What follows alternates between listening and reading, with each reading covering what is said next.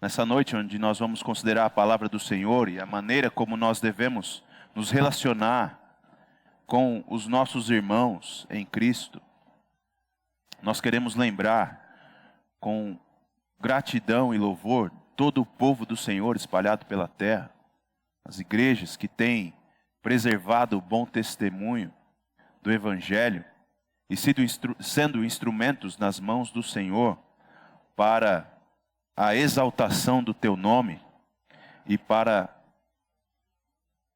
a congregação do povo do Senhor, para que o povo do Senhor seja reunido debaixo do pastoreio do teu Filho Jesus Cristo. Pai, nós queremos lembrar não só as igrejas fiéis, mas também aqueles missionários, pioneiros, homens e mulheres que abriram mão de tudo que essa terra poderia oferecer para alcançar povos não alcançados, povos que ainda nunca ouviram falar da Escritura. Nós queremos lembrar esses irmãos, essas irmãs, pedindo que o Senhor as abençoe, os encoraje, renove o espírito e a dedicação deles na obra do Senhor, para que eles sejam cheios de um olhar voltado para Ti e da esperança de que o trabalho no Senhor não é vão. Quero lembrar especialmente a vida do missionário Francisco José, sua esposa Neilane e seus filhos, especialmente o João, que fez uma cirurgia tão delicada no ouvido. Abençoa essa família, Senhor. Abençoa o ministério do FJ, ali na cidade de Maputo, no país de Moçambique, país tão precário, que necessita tanto de um testemunho verdadeiro e fiel da Tua palavra, do Evangelho. Que essa família continue ainda, enquanto permanecer ali, fiel ao Senhor, fiel àquele povo e demonstrando a graça, a misericórdia do Senhor ao povo moçambicano. Que as pessoas possam ver na vida deles a graça e a misericórdia do Senhor. Renova o coração deles e a esperança deles em servir a Ti com fidelidade e dedicação, trabalho, suor e lágrimas. Pai, nós rogamos também por nós aqui agora, à medida em que nós vamos ouvir a Tua palavra, e ouvir uma palavra tão desafiadora, até pesada, do próprio Senhor Jesus Cristo. Nós pedimos que o Senhor nos convença das realidades eternas e espirituais que muitas vezes nós não conseguimos enxergar, porque estamos inebriados, estamos com a visão distorcida, míopes, para enxergar essas coisas. Nós precisamos que o Teu Espírito nos faça ver, e é esse o clamor que fazemos agora.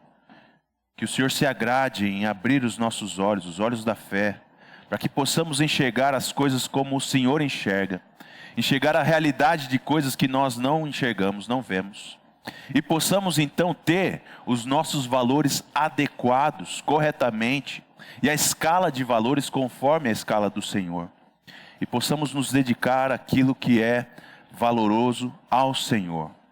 Pai, nos ajuda, dá-nos a Tua graça, conforta o nosso coração, dá-nos renovo, dá-nos consolo, dá-nos confirmação, mas também nos confronta, Pai. Nos confronta com a realidade da necessidade de santificação e de abandono do pecado e de uma vida de santidade que envolve o cuidado com os Teus filhos e com todas as pessoas. Dá-nos essa graça, no poder do Teu Espírito, pelos méritos de Cristo nós pedimos. Amém. Abra sua Bíblia em Marcos capítulo 9 e nós vamos dar continuidade à exposição do Evangelho segundo São Marcos. Nós chegamos hoje ao último trecho do capítulo 9.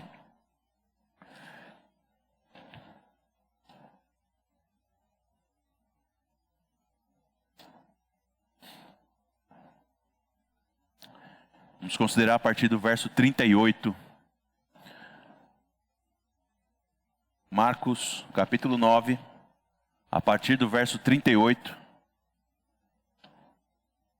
Palavra do Senhor, revelação de Deus para nós, registrada por Marcos, diz assim: João disse a Jesus: Mestre, vimos um homem que expulsava demônios em seu nome, mas nós o proibimos de fazer isso, porque não nos seguia. Mas Jesus respondeu: Não o proíbam, porque não há ninguém que faça milagre em meu nome e logo a seguir possa falar mal de mim. Pois quem não é contra nós é a favor de nós. Pois aquele que lhes der de beber um copo d'água em meu nome, porque vocês são de Cristo, em verdade lhes digo que de modo nenhum perderá a sua recompensa. E se alguém fizer tropeçar um desses pequeninos que creem em mim, seria melhor para esse que uma grande pedra de moinho fosse pendurada no seu pescoço e fosse jogado no mar. E se a sua mão leva você a tropeçar, corte-a, pois é melhor você entrar aleijado na vida do que tendo as duas mãos ir para o inferno, para o fogo que nunca se apaga, onde não lhes morre o verme, nem o fogo se apaga. E se o seu pé leva você a tropeçar, corte-o, pois é melhor você entrar na vida aleijado do que tendo os dois pés ser lançado no inferno, onde não lhes morre o verme, nem o fogo se apaga. E se um dos seus olhos leva você a tropeçar, arranque-o, pois é melhor você entrar no reino de Deus com um olho só, do que tendo os dois ser lançado no inferno, onde não lhes morre o verme, nem o fogo se apaga. Porque cada um será salgado com fogo. O sal é bom, mas se o sal vier a se tornar insípido, como lhe restaurar o sabor? Tenham sal em vocês mesmos e paz uns com os outros. Lembra que há 2 semanas atrás nós entramos nesse trecho do capítulo 9, e esse texto que começamos hoje é uma sequência daquele ensino de Jesus aos discípulos. O Senhor se pôs a sair da Galileia em direção à Judéia, deixa aquela região pela última vez, é a última vez que eles estão por ali, e no meio do caminho a conversa dos discípulos qual era? Quem é o mais importante?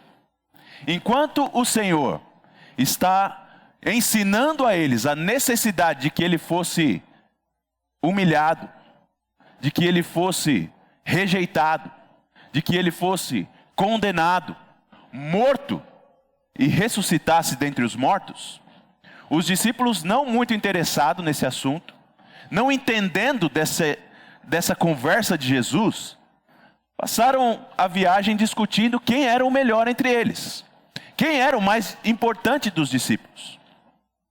Ao que Jesus, quando chega na sua localidade final, pergunta para eles: do que vocês estavam discutindo no caminho? Eles dizem: Jesus. Eles ficam meio assim. Jesus fala: vocês estavam discutindo para saber quem era o maior, né? Quem era o mais importante. E Jesus dá uma lição de humildade para eles, dizendo que quem não se humilhar, não se fizer como criança, não pode ser nada no reino de Deus. E que no reino de Deus as coisas são invertidas. Quem quiser ser o primeiro, tem de ser o último. Então esse é o contexto da conversa que se inicia a esse ponto que nós estamos tratando nessa noite. É nesse momento quando Jesus ensina aos discípulos sobre essa realidade. Quem quer ser o primeiro precisa ser o último. E que aqueles que recebem ao Senhor, ou aos pequeninos do Senhor, recebem a Ele, e quem recebe a Ele recebe o Pai.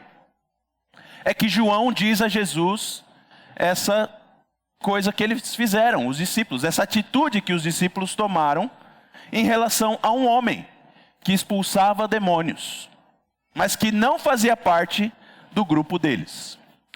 Olha o que João vai dizer: mestre. Então é nesse contexto, onde Jesus revela o coração deles, onde eles estão discutindo quem é o mais importante, quem é o melhor dos discípulos, que João diz isso: mestre, havia um homem que estava expulsando demônios em seu nome, mas como ele não fazia parte do nosso grupo, desses que seguem você diariamente, a gente proibiu ele, Falou, você não pode expulsar demônio em nome de Jesus, não, você não é do nosso grupo.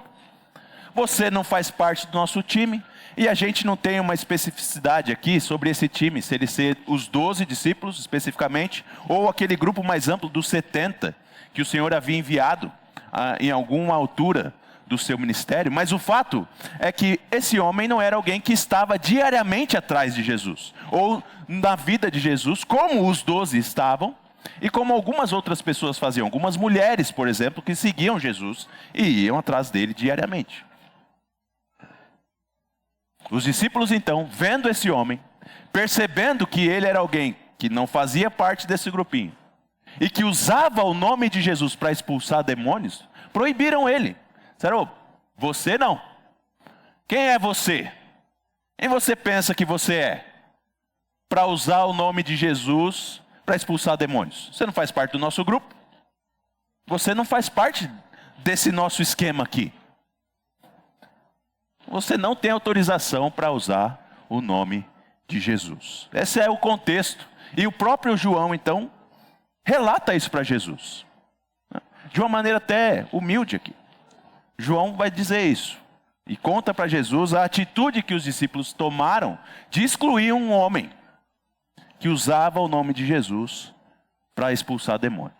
Ao que nós temos uma resposta muito significativa do Senhor Jesus. Muito importante do Senhor Jesus. Jesus diz o seguinte: não o proíbam. Não o proíbam. Então, fica claro, primeiramente, que os discípulos não têm autorização para proibir alguém de usar o nome de Jesus.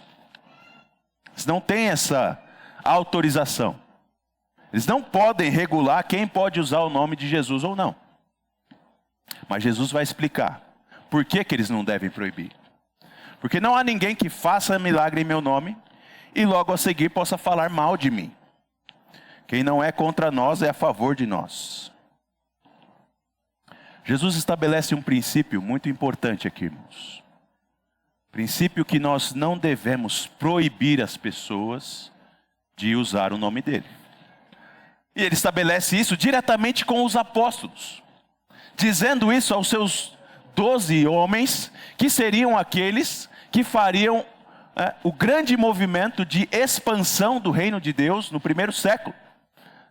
E de registro do ensino do Senhor Jesus. Aqueles que receberam a autorização de irem em nome de Jesus. Você pode ler no livro de Atos, como o Senhor Jesus vai dizer para eles: olha, o Espírito Santo vai vir sobre vocês e vocês vão ser as minhas testemunhas, tanto em Jerusalém, como toda a Judéia, e na Samaria, e até os confins da terra.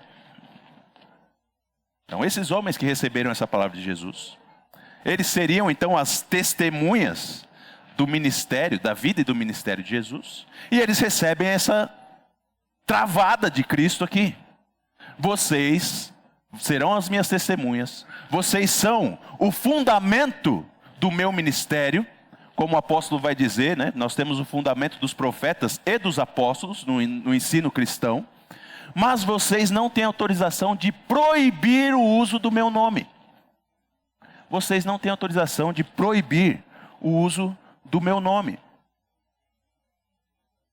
Meus irmãos, é importante a gente entender o que Cristo está fazendo aqui. É importante. E eu espero, minha grande expectativa é que ao final desse sermão, você compreenda o que é que Cristo está fazendo. Mas é muito importante também você saber o que Cristo não está fazendo nesse momento. Assim como é importante você entender o que Jesus está ensinando para os seus discípulos nesse momento, é importante você saber o que Cristo não está ensinando. E nessa altura, Jesus não está ensinando aos discípulos que todo mundo que usa o nome dele é um cristão legítimo. Preste atenção nisso. Jesus não está ensinando que todas as pessoas que usam o nome dele é um cristão legítimo. Porque senão o próprio Senhor Jesus seria contraditório. Se você ler o Sermão do Monte, ao final do Sermão do Monte, no capítulo 7 de Mateus, Jesus vai dizer o seguinte: que naquele dia, muitos vão dizer: Senhor, Eu fiz muitos milagres em seu nome. Senhor, nós operamos muitas curas em seu nome expulsamos demônios. Mas que eles vão ouvir de Cristo a seguinte frase: apartai-vos de mim, porque eu não conheço vocês, filhos da iniquidade. O Senhor Jesus vai deixar muito claro que não é todo o que diz Senhor, Senhor que é filho dele. Ele ensina isso no Sermão do Monte. Então, o que é que Jesus está ensinando aqui? Não é que todo o que usa o nome dele é um cristão legítimo. E não está ensinando que a gente não pode ter critério de avaliação. Mas Jesus está com o alvo de uma lição muito mais importante, que é a condição de avaliação não pode ser baseada no nosso gosto pessoal ou nos nossos próprios critérios de quem a gente acha que deve fazer parte do povo de Deus ou não. João e os discípulos fizeram uma avaliação daquele homem que pregava em nome de Cristo, baseado numa informação completamente aleatória. Bom, ele não segue a gente, então ele não faz parte do nosso grupo, então ele não pode usar o nome de Jesus. E proibiram ele de usar o nome de Cristo. E Jesus está dizendo, não, peraí, o negócio não é bem assim. Não é bem assim, não proíbam de usar o meu nome. Não proíbam ele de usar o meu nome. Você não tem autorização de fazer isso, porque ele é a nosso favor. E no fim das contas, Cristo usa a pregação no seu nome. Meus irmãos, esse talvez seja uma das coisas mais comuns do ser humano, é fazer separação. Nós gostamos de separar, gostamos de distinguir, porque a gente faz isso como fruto da nossa autoexaltação, né? Nós queremos sempre nos considerar melhores do que os outros, e uma das maneiras mais corriqueiras e cotidianas que nós fazemos isso é destacando diferenças. Destacando diferenças, né? Então, por exemplo, nós fazemos distinção das pessoas porque elas não são igual a nós. Os homens vão distinguir as mulheres porque são diferentes deles. A maneira de pensar é diferente. Sua fisiologia é diferente. Seu físico é diferente, né? E aí eles vão fazer distinção e dizer, não, mulher não pode fazer as coisas que o homem faz. Assim como as mulheres fazem em relação aos homens, o seu critério de avaliação e a sua diminuição, dizendo, os homens não podem fazer o que as mulheres fazem. Os homens nunca que suportariam a dor que nós suportamos para ter filhos. E eu estou usando aqui uma ilustração banal, boba, para dizer de como nós costumamos fazer essa diferenciação, né, daqueles que são diferentes de nós, com o alvo de nos separar e exaltar o nosso grupo. Exaltar a nossa condição diante dos outros, né? E aí você pode pensar em qualquer situação. Time que você torce, o trabalho que você executa, a sua função, né? O seu papel na sociedade, o seu papel na sua família. Sempre a disposição inicial do ser humano é de se colocar como alguém que é exaltado e dizer que os outros não estão na mesma categoria que ele. Você não está na mesma categoria que eu, seja econômica, social, né? Até mesmo no sofrimento nós fazemos isso. Você não entende o que eu passo, porque você já teve tudo na vida. Sua família era toda estruturadinha, você teve o apoio dos seus pais para tudo, você nunca vai entender como que a minha vida é difícil. Então nós sempre tentamos exaltar nós mesmos, mesmo que sejam com coisas ruins, para diminuir o outro e elevar a nossa condição, o nosso ego. E o que Cristo está fazendo aqui é dizendo que isso é muito mais perverso quando a gente faz isso em relação ao povo dele. Nós não temos autorização de trazer essas barreiras, esses muros entre o povo de Deus, baseado nos nossos próprios critérios, nos nossos próprios gostos. Então eu não posso de maneira nenhuma julgar as igrejas, os crentes, os irmãos, porque eles não vêm para a igreja de domingo de gravata como eu venho. Não posso julgar os irmãos baseado naquilo que eles comem, baseado no dia que eles guardam. Os critérios para fazer a separação, quem é de Cristo ou não, é o próprio Cristo. É o próprio Cristo. E ele está dizendo aqui então, não proíbam ninguém de usar o meu nome. Não proíbam ninguém de usar o meu nome. Se alguém está usando o meu nome, não proíba. Uma das grandes alegrias que eu tenho, e falo isso correndo o risco de ser orgulhoso também como João, é de ser um batista. Porque o batista é o povo mais avulso que tem, né? E que mais demonstra essa pluralidade, essa multiformidade no povo de Deus. Aqueles que mais produziram confissão de fé foram os batistas. Por quê? Porque na cabeça do batista não tem ninguém que está sobre a igreja. Não há autoridade suprema que mande na igreja. E a igreja local tem autonomia para estabelecer a sua confissão de fé, o seu modo de viver. E nós vemos então na tradição batista essa pluralidade, essa multiforme sabedoria de Deus nos seus atos de uso das suas canções, no seu ato de vestimenta, nas suas confissões de fé variada. Mas eles estão unidos naquilo que é básico e naquilo que é fundamental. E nós precisamos entender então que o povo de Deus é muito maior que nós mesmos. Essa é a primeira coisa que nós precisamos entender aqui. O povo de Deus é maior que nós, é maior que a nossa congregação local, é maior que a nossa denominação, é maior que o nosso entendimento pessoal e orgulhoso de quem é crente e não é. O critério de avaliação pertence ao Senhor e é o próprio Senhor. Então Jesus estabelece isso, mas Jesus tem um caminho a seguir aqui. Jesus tem um caminho a seguir aqui. E a primeira coisa então que ele diz é: não proíbam alguém de usar o meu nome.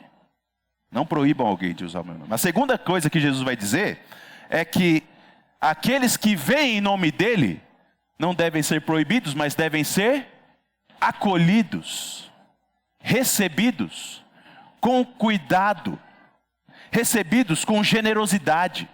Olha o que ele vai dizer: pois aqueles que lhe der de beber um copo d'água em meu nome, porque vocês são de Cristo, em verdade lhes digo que de modo nenhum perderá a sua recompensa.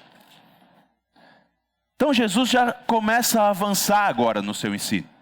Então ele diz: você não deve proibir as pessoas de usarem meu nome, mas se alguém vem diante de você, em meu nome, dizendo que é meu, receba essa pessoa com generosidade.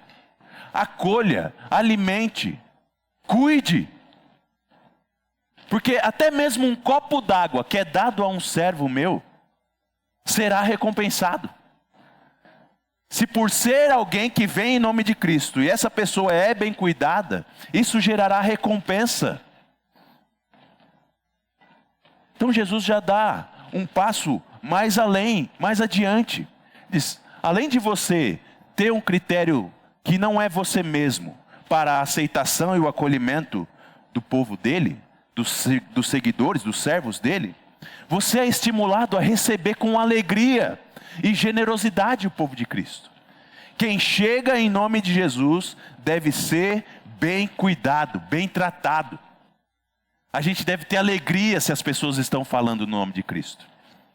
Ser generosos com essas pessoas. Acolher, receber, cuidar. Na maneira que nós pudermos, com toda excelência possível. Toda excelência possível. Porque elas vivem e falam o nome de Jesus, o ministério de Jesus. Crendo que isso não será negligenciado pelo próprio Deus. O Senhor não vai negligenciar o cuidado que nós temos com o seu povo. E isso, irmãos, aqui é, de certa forma, até um encorajamento para os discípulos. Eles nem tinham ideia daquilo que eles iriam viver ainda na sua vida como ministros de Cristo. Mas Cristo já está dizendo para eles: ó, vocês serão recebidos, e todos aqueles que receber vocês terão sua recompensa. Terão a sua recompensa. Então Jesus dá esses estímulos iniciais. Primeiro, não julguem na sua própria régua pessoal. E não proíbam ninguém de usar o meu nome. Não proíbam ninguém de usar o meu nome. E não julguem baseado na sua própria régua pessoal, daquilo que você acha que é um crente ou não. Segundo, receba aqueles que se achegam a você, dizendo cristãos, com alegria e generosidade. Recebam aqueles que chegam em nome de Jesus com alegria e generosidade. Mas Jesus passa agora um contraponto. E vai começar os seus alertas. Vai começar uma série de alertas.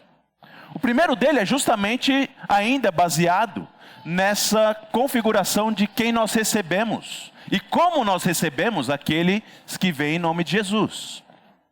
Porque se aqueles que vêm em nome de Jesus devem ser acolhidos com generosidade, cuidado, atenção, com hospitalidade, nós temos que ter muito cuidado para nós não fazermos que eles tropecem. E é o que Jesus vai dizer. Se alguém fizer tropeçar, verso 42, um desses pequeninos que creem em mim, seria melhor para esse que uma grande pedra de moinho fosse pendurada ao seu pescoço e fosse jogado no mar. Eu não sei se você já viu uma pedra de moinho, mas não é um negócio pequeno. E na história da humanidade, os moinhos, as pedras de moinhos, normalmente elas necessitam de animais para girá-la. Então você tem ali 2 bois, um jumento, e há animais que precisam fazer esse trabalho de mover uma pedra de moinho, porque é algo muito pesado, não é uma coisa leve. O único ser humano que a gente tem na escritura que conseguiu mover uma pedra de moinho foi Sansão, que era alguém de uma força extraordinária, sobrenatural. Mas uma pedra de moinho é algo muito pesado, muito pesado. E Jesus diz isso. É melhor você pegar uma pedra de moinho, que é algo que pesa toneladas, amarrar no seu pescoço e se jogar com essa pedra no fundo do mar, do que você fazer que um dos pequeninos de Jesus tropece. Vamos lá, vou dizer de novo.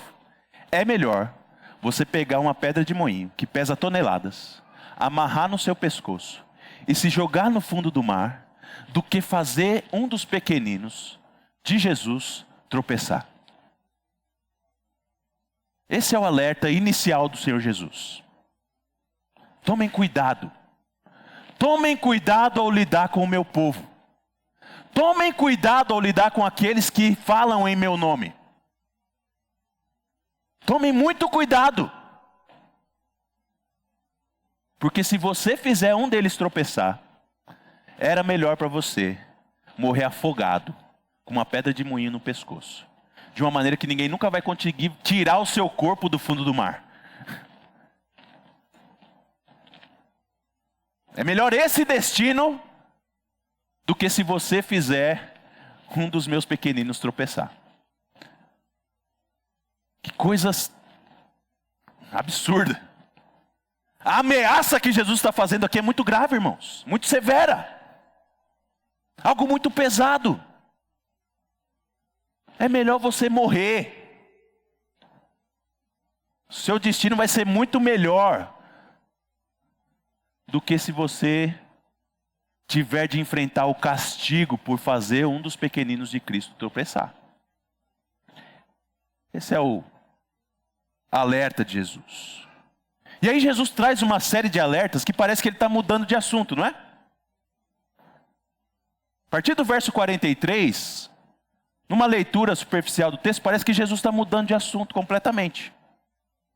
E ele vai dar mais severidade ainda nos seus alertas. E trazer mais severidade ainda sobre como nós devemos ver o mundo. Ele vai trazer 3 ilustrações a respeito de como nós devemos tratar o nosso corpo, considerando a realidade do inferno. Ele vai dizer, se a sua mão te faz tropeçar, é melhor você arrancar ela fora. É melhor você arrancar ela fora. Porque é melhor para você entrar no reino de Deus aleijado, do que ir para o inferno com as 2 mãos.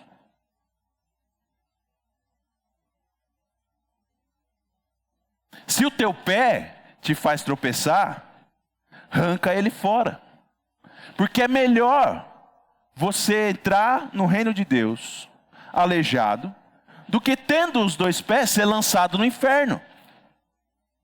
E se o teu olho te faz tropeçar, arranca ele fora. Porque é melhor você entrar no reino de Deus com um olho só, do que tendo os 2 olhos, seres lançado no inferno. O Senhor Jesus faz um alerta muito interessante, severo, real, perigoso e amoroso. O Senhor vai trazer para a gente, para os seus discípulos aqui, né, e obviamente para nós também, a realidade do inferno. A realidade do inferno. O inferno é um lugar de tormento. O inferno é um lugar de dor. O inferno é um lugar de sofrimento. O inferno é um lugar de castigo. E um castigo que não passa de jeito nenhum. Um castigo que não acaba, que não tem alívio. Você já teve aquela sensação de estar sofrendo com uma dor que parece que ela não vai acabar nunca? Já teve essa sensação? Que parece que aquela agonia não vai embora, que aquilo não vai acabar. O que o Senhor Jesus traz aqui, que a realidade do inferno é essa. É a agonia. E que não só parece que não vai acabar, mas não vai acabar mesmo. É um sofrimento pesado e severo. É como se você tivesse... Como se tivesse não, ele vai chamar o fogo. O fogo não apaga. E o verme não para de consumir. Pensa, os vermes comendo você e o fogo queimando você. Essa é a ilustração da agonia do inferno que Jesus estabelece para os seus discípulos. Um lugar de tormento sem fim. Um lugar de tormento eterno. De condenação eterna. E aí, nesse sentido, Jesus coloca essa perspectiva para você avaliar os seus valores. E apresenta os valores dele baseado nessa perspectiva. E aí ele vai dizer então, é melhor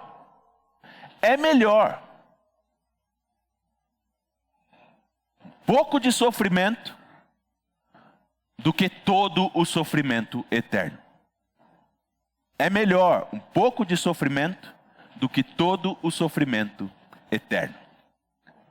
Então, preste atenção que Jesus não está falando de uma vida sem sofrimento. Ele está falando de uma vida sem uma mão, uma vida sem um olho, uma vida sem um pé. Não é uma vida sem sofrimento. Não é uma vida onde você não tem de tomar decisões difíceis. É uma vida de dificuldade. É uma vida onde você precisa fazer sacrifícios. Mas esses sacrifícios nem se comparam ao sofrimento, à agonia, ao desespero do inferno. Nem se comparam. E Jesus coloca para você então fazer essa avaliação e colocar a sua perspectiva no valor correto. Dizendo que a santidade, por mais difícil que ela possa parecer para nós, e que ela exija de nós sacrifícios pessoais que são dolorosos, nem se compara com a dor do inferno. Então é melhor você assumir a dor que a santidade impõe sobre você, o sofrimento que talvez você vai experimentar na busca pela santidade, do que você abraçar a dor do inferno eternamente. Jesus é muito claro, muito direto, e Ele sabe que exige de nós sacrifício na busca da santidade. na busca da mortificação do pecado. É necessário sacrifício para mortificar o pecado. Necessário sacrifício. É necessário abrir mão de prazeres.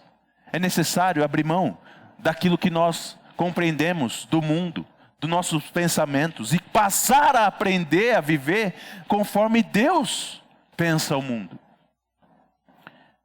Cristo sabe que isso envolve dificuldade para nós, que isso envolve desafio para nós, que isso envolve um movimento de sair de uma zona de conforto e de prazer, simplesmente pelo prazer. Mas ele diz, mas é melhor isso. Esse incômodo passageiro não se compara à realidade do inferno. É muito melhor então você arrancar a sua mão, seu pé ou seu olho. Se aquilo que te faz tropeçar, arranca fora. Corta da sua vida, joga fora. E obviamente Jesus não está sendo literal aqui, irmãos. Mas ele está usando uma escala de valores para você saber que é necessário um engajamento radical com a santidade, com a busca pela santidade, pela mortificação do pecado. É necessário um engajamento radical com a santidade de Deus para ser um discípulo. Não dá para ser discípulo no mundo de ilusões, no mundo encantado da Disney. Não dá. A vida do discípulo de Cristo exige uma realidade dura, pesada, de dor, sofrimento, autossacrifício, autorrejeição, autonegação. Mas nem se compara com a dor e a agonia do inferno. Jesus deixa isso muito claro. Jesus deixa isso muito claro, então. Que a vida de santidade, por mais difícil que ela seja, não se compara com a dificuldade que é ser mandado para o lago de fogo, onde o verme não para e nem o fogo apaga. Não se compara. Agora, por que Jesus fala disso? E esse é o grande ponto. Por que Jesus traz essa realidade agora de inferno e santificação nesse contexto? Por que quando João falou, Senhor, a gente proibiu uma pessoa de expulsar demônios no seu nome, Jesus fala, olha, busquem a santidade a todo custo. Busquem a santidade a todo custo. Porque o final revela para a gente que Jesus está preocupado com os discípulos, que eles sejam um modelo de santidade e de estímulo de santidade para os outros, mais do que o centro de avaliação da vida cristã. Ponto de Jesus é, parem de julgar os outros e passe a julgar você mesmo. Toda a severidade que você tem para dizer quem é cristão e não é, use-a para avaliar se você é santo ou não. Toda a disposição de coração que você tem para dizer se alguém está em Jesus ou não, use o mesmo rigor para a sua vida de santidade pessoal. Use o rigor com você mesmo. Pare de pensar em você como o mais importante. Pare de pensar em você como o mais elevado, o mais alto, aquele que vai assentar à minha direita ou à minha esquerda. Mas passe a pensar em você como alguém que precisa ter um olho arrancado fora. Como alguém que precisa cortar um membro do seu corpo para ser santo diante do Senhor.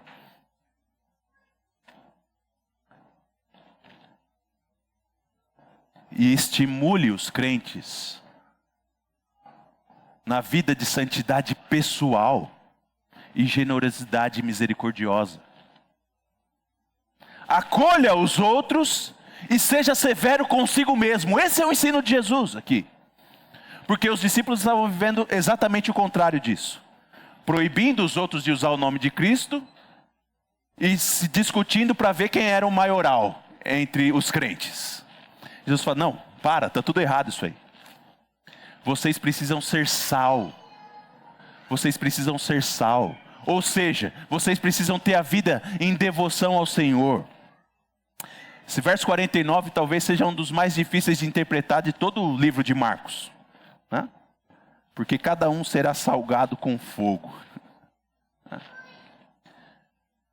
Mas a minha interpretação desse texto é que Jesus está fazendo uma referência aos crentes que buscam santidade e se oferecem a Deus em sacrifício. Se você ler o livro de Levítico, você vai ver que os sacrifícios que eram entregados a Deus deveriam receber sal, deveriam ser salgados. Todos eles deveriam ser temperados com sal e só depois serem entregues ao fogo do sacrifício. Mesmo o sacrifício da oferta de cereais, que era uma oferta não pelo perdão do pecado, mas uma oferta de devoção. Uma oferta de espontânea adoração a Deus. Todas as ofertas deveriam receber sal. E nesse sentido, Cristo está chamando eles, os seus discípulos, a serem essa oferta a Deus. Entreguem a sua vida como oferta para Deus. Sejam o sal. Tenham sal em vocês mesmos. E não só o sal em vocês mesmos, mas paz com os outros. Tenham sal em você mesmo e paz com os outros.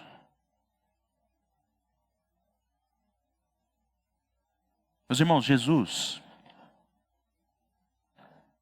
é o ser mais santo que existiu. E sempre me impressiona como o Senhor Jesus é misericordioso. Eu, na minha altivez, no meu egoísmo, toda vez que eu vejo o pecado, eu fico logo indignado, irado, inconformado e quero justiça imediata. E quero resolver o problema naquele momento. Então, se eu ouço falar de um crime hediondo, eu já fico revoltado. Cadê a polícia? Cadê a justiça para fazer a condenação desse crime? Se eu vejo um crente que cai em pecado severo, imediatamente eu já quero fazer a justiça.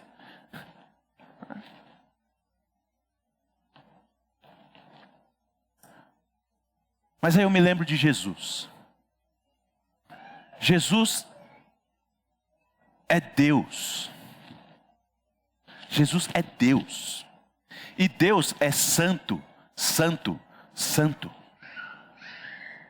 O profeta Isaías viu o Senhor e teve medo de morrer pela santidade do Senhor e disse: ai de mim.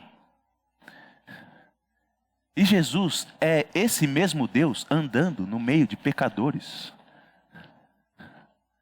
dos seus inimigos, e concedendo graça, concedendo favor, anunciando o Evangelho, distribuindo misericórdia e graça.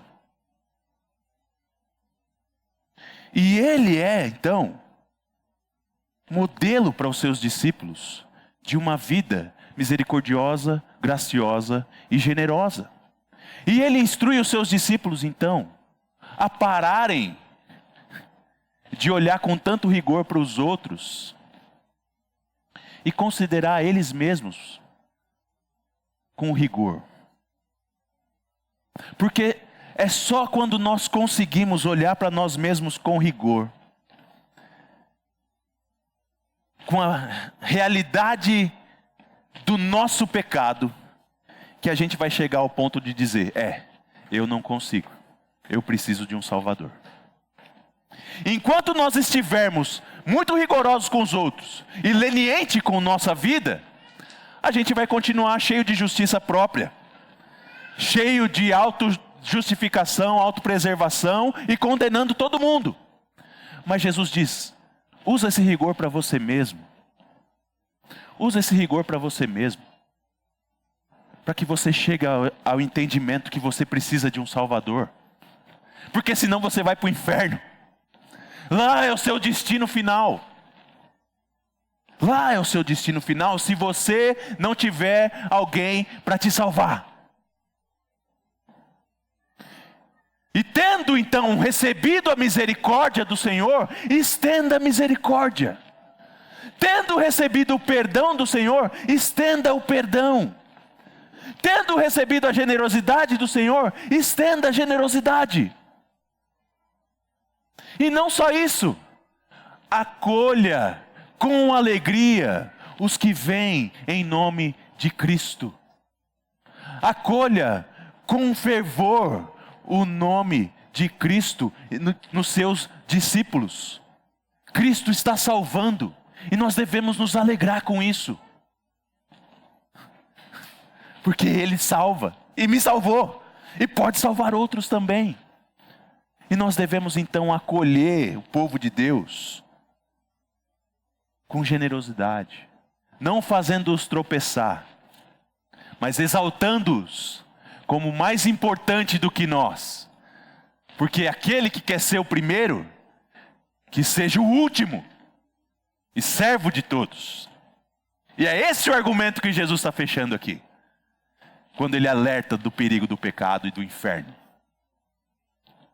Aquele que quer ser o primeiro, seja o último e servo de todos. Porque aquele que se exalta, vai para o inferno. Um lugar onde o fogo não apaga e o verme não morre. Por isso nós precisamos, com muita sabedoria, graça do Senhor, nos humilhar perante Ele. Nos humilhar perante Ele. Nos humilhar perante as pessoas. E sermos generosos, sermos receptivos, hospitaleiros, graciosos e misericordiosos. Que o Senhor nos dê graça, para nós não entendermos que nós somos a última bolacha do pacote. E a única igreja verdadeira do Brasil é a IBVB e a IBG. Mas nenhuma presta. Mas nenhuma é real. E que o Senhor não usou mais ninguém, só nós. Que Deus nos livre. Que Deus nos livre dessa loucura. Mas que Ele se agrade em nos usar como sal. Como oferta para Ele. Para que o nome seja engrandecido. E para que haja paz no meio do povo dEle. Amém? Vamos orar.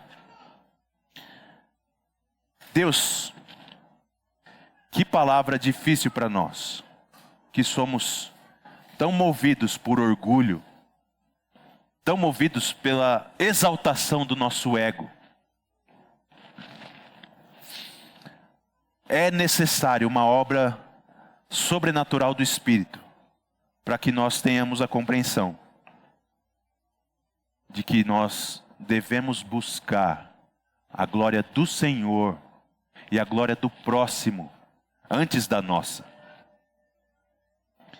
Senhor, a minha oração nesse momento é que nós sejamos pessoas movidas pela humildade, a misericórdia e a graça de Jesus de Nazaré. Nos dá a graça de ser sal e de ter sal em nós mesmos. Para que nós, primeiro, busquemos a santificação. Assumamos o custo de sermos discípulos de Cristo, abandonando aquilo que o Senhor odeia e amando aquilo que o Senhor ama.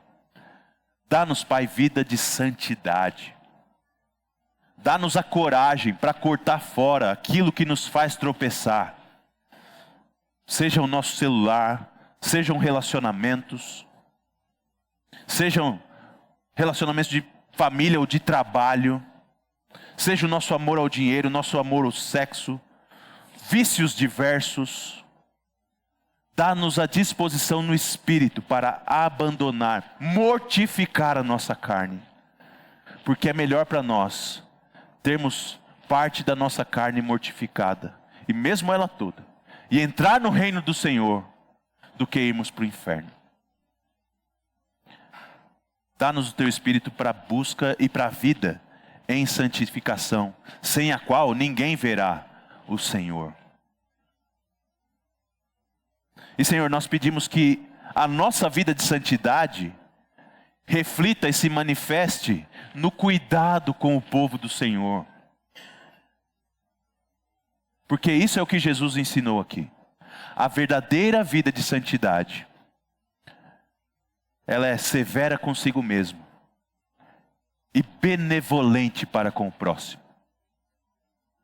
Ela não faz os pequeninos de Cristo tropeçarem, mas os acolhe, como uma mãe que acolhe o seu filho, chorando, dando colo a ele, consolo e conforto.